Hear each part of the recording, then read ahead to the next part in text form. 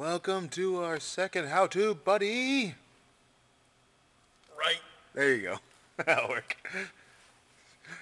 Where we're going to tell you how to do things based off things that we've seen, And that we've done.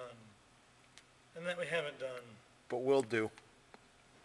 Because damned if I hold on to defensive cards ever anymore.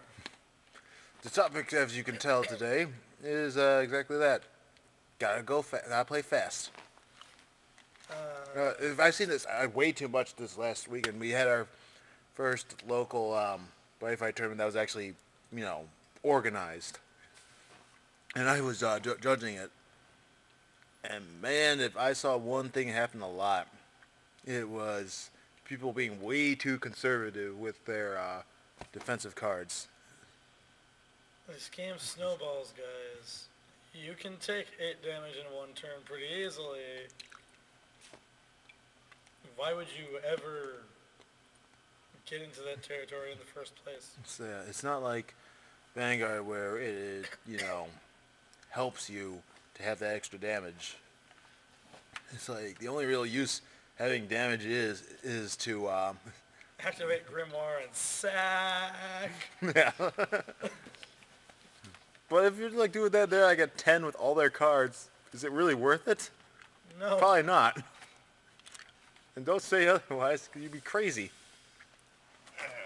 I mean, I saw so many people lose because they just saved all their stuff for at the point where it just didn't matter anymore.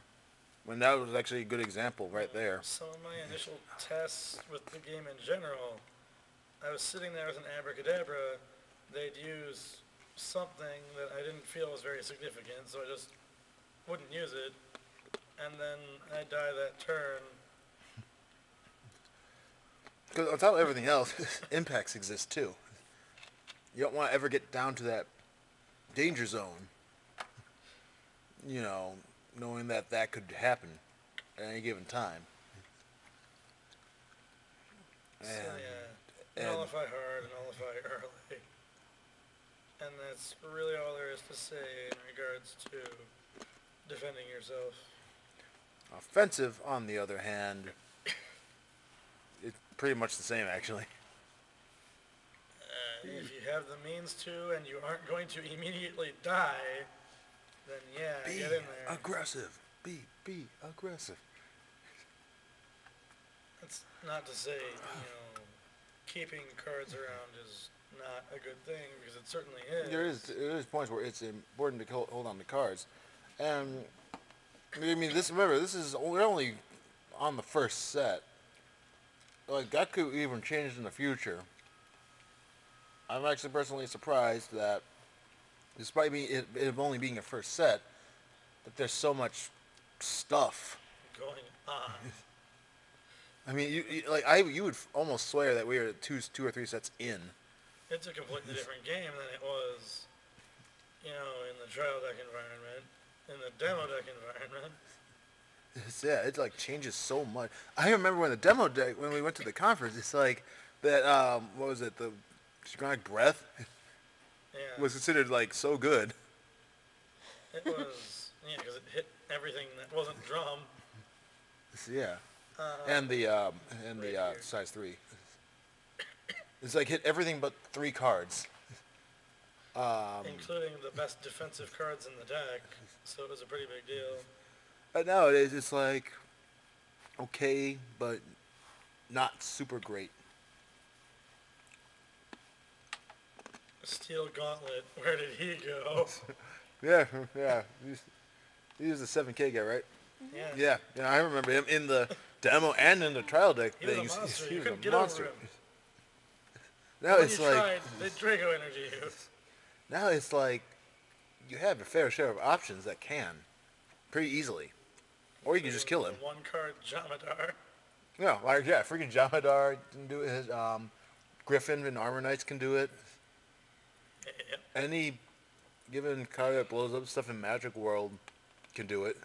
Stradivarius gets anyone over it. It's like, yeah, like this. It's changed a lot, so you can't base your how this game works based on your test plays from back when we had trial deck and demo deck. Because like we mentioned before, as more people have played the game, we've found new things about the game, and it constantly changes every day because just new things people are finding out. There are going to be very rare cases where using a defensive card is not a good idea just because you need that, one raw card to gauge and hopefully draw into something that can win because it's just that close a game. Yeah, close games are actually a good example of when to not use cards. Like when you have like only a couple cards in your hand and you need them to try to set up for something. Like if you need that bigger weapon or need that Yeah, better spell. there was this one game where I literally just had a Solomon Shield in my hand and like one monster on the board maybe, and the attacks couldn't kill me, so I just let them go. Drew my card for turn, tossed that over there, and gathered just enough critical to push for the win Yeah, when I wouldn't have otherwise. yeah, like strategizing is important too. While the overall consensus is to guard early, protect yourself as soon as you can. If you have a plan, try to work towards the plan too. Devil Fever, that's a plan you need to work towards all game. But it wins the game almost every time. So It's so you really gotta find that balance. But in general, like the game just starts, just throw down the cards. I'm not saying like do it turn one, because you're never gonna take more than like three. and then Nobunaga. Except for shows up. Nobunaga, Fuck you. because Nobunaga's the like, aggressors cry. Nobunaga's like, I feel like being 4 crit today. Yeah, anything that's like 3 or more, I would definitely stop right off the bat. Yeah, but 2-1, whatever. Like you could take a damage or two, and it's not gonna matter that much in first turn. From that point on, though, be prepared. Throw it all, because you're gonna die. Almighty one. Always die. And I gotta tell you, I'm really excited to see what happens when. We're getting a sneak peek for No Character Pack sneak 1. peeks for anything as far as I know, like, ever. Well, I know Dean said something about a sneak peek for main sets. I just didn't know if they were planning on it for character packs or not. Well, if that's the case, we got like about Second week of March, right? So, March 14th. So we have 2 weeks, 2.5 weeks.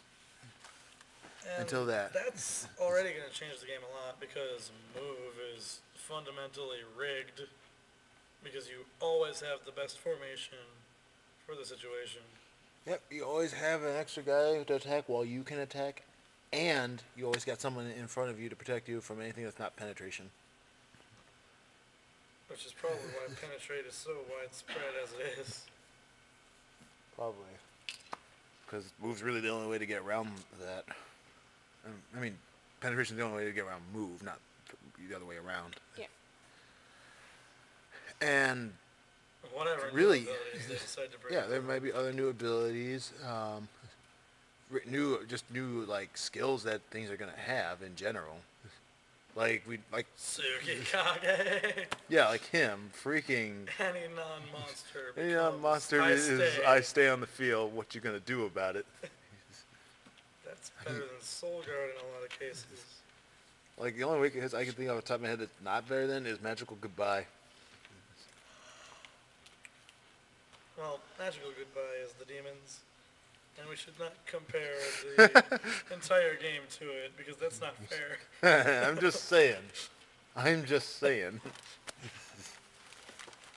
But yeah, it's like all this stuff just evolved. Like opinions from even a couple weeks ago have like from any given person has been like debunked or evolved from their base. Yeah. It's just crazy how fast it's going. Like I know the shop manager said this game was crazy fast, but I didn't know it was this fast. And You know, size 3s are only going to get better from here, too. Yeah, which is good because vanillas are still ass. Turn 1 demon is stupid, though, and you shouldn't do it. Yeah. Don't listen to know Ruga. what the fuck the show is doing. You're wasting your potential for 6 damage to deal, like, maybe 3. Ogre! Except you're going to probably get negated on turn 1 anyway. Yeah. And then Then promptly you killed. die. And what did you throw your guy out there for? Because they're going to kill the demon. They're not going to let that live. While they can help it. But that being said, it's like Geronimo is, despite having the weak sauce attack, has a big defense that will force people to more often than not link attack. And then you got Soul Guard. Yeah, Night Energy and or Soul Guard. Yeah, so it's like... Go away. He's so much better than Buster Cannon, even though he's exactly the same thing, minus the stats. It's just that defense. And the fact that he could potentially become somewhat big too, depending on how everything goes. Because it says Dragon Knights in general, right? Different names, Dragon right? Knights, yeah. So that includes things like the Academy. It includes the new set spell, yeah. So it's Souped up Dragon Knight marching band. yeah, it's a souped up marching band. It gives +1 to attack and defense of all Dragon Knights. That was my main problem with marching band, that it didn't give defense. Well, this does. And that's crazy. And the guy in the front of it is terrifying. His face is halfway to realistic, but not realistic. And he's got this vein on his head. It's silly because it gives all Dragon Knights power and defense +1,000, and it's a Dragon Knight, but since it doesn't have attack and defense to begin with, I'm pretty sure it doesn't gain any. And even if it did, it couldn't attack. Yeah, it's a spell. I just find that just funny. Just like Devil Advantage can bring back your impacts because they're 72 Pillars cards. So good. One day, Bushiroad, you're gonna fuck up. One day, when we'll be there. Because we always are. We really always are. I guess really, everything will change from that set. Things will change again from Booster 2. Things will change from the extra deck, extra deck. Extra deck. Well, that would really very much change everything. Yu-Gi-Oh, please go. My point is that this game goes fast. Not just in terms of how you play it half the time, but just how the meta changes frequently. Like, And we're gonna get injected with even more Dragon Dungeon and Magic for we still got foreseeable future. Yeah, it's true. We got more world stuff coming out too, on top of it all. It sort of terrifies me because the new worlds are gonna be lagging behind. Yeah. Just by virtue of not having been here as long. Unless they give them decks for some reason. Or unless they commit more character Or packs they towards take them. up like 50% of a set. Like Magic World. I'm just saying, they got a whole lot from this one box. Yeah, but they'll still be forever behind Dungeon and Dragon. Magic World will be behind Dungeon and Dragon? I don't know, I mean, Danger. Danger and Dragon. Oh. I said Dungeons and Dragons. That's terrible. You got it. Magic World behind Dungeons and Dragons. That being said, Dungeon fucking when? Freaking yeah, we saw them in the trailer. We saw the, I assume girl with their bird bot. And Legend, which might be happening soon. It's because hard. that extra booster is teasing a new world. I still want to say Dungeon because I want to say Dungeon are going to be the mermaids of this game. But on the other hand, they could jump right into having Curie become evil. They could. At this point, I'd believe anything because they're that fucking incompetent. We're going to have a whole tournament arc in 10 minutes. Guys. Guys. I know that you gotta go fast, but Jesus. You can stand to pad things out a little bit. Because you've got a couple months until the next set comes out.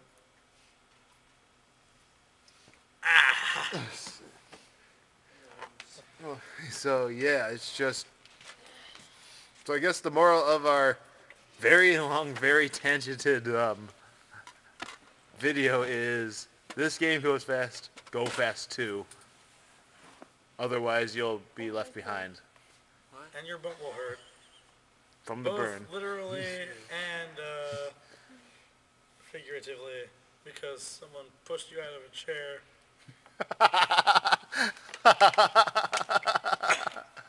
That's a story for another day. It's another day, though.